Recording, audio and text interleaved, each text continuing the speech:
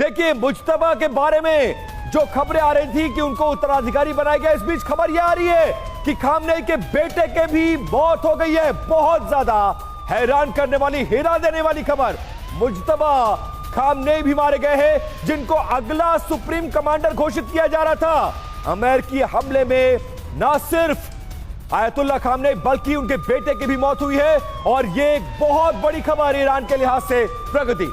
बिल्कुल, खामनेई के बेटे की मौत की जानकारी, अमेरिकी हमले में मुज्तबा की मौत हो गई। और अभी देखिए, थोड़ी देर पहले हमने आपको जानकारी दी कि कैसे ये बड़ा ऐलान किया गया है, खामनेई के बेटे को जिम्मेदारी दी गई है, उत्तराधिकारी घोषित किया गया है और वो इस रिजीम को जारी रखेंगे, इस ओर काम करेंगे।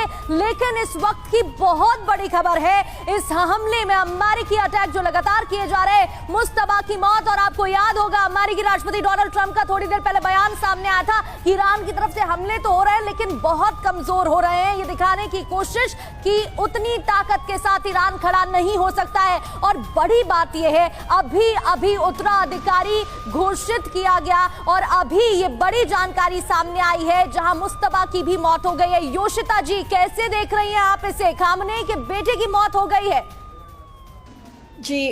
ये अभी जो आपने बताया है, we have to wait and see कि जो ईरानियन गवर्नमेंट या उनके जो स्टेट वहाँ से क्या इसकी कंफर्मेशन आती है। बट ऑफ कोर्स इसका मतलब रिलेंटलेस है यूएस और इजराइल। और जैसे कि ट्रंप ने बोला, प्रेसिडेंट ट्रंप ने बोला भी था कि अटैक्स होते रहेंगे जब तक उनका जो ये अपना एक जो रिजल्ट है वो उनको नहीं मिल जाता है।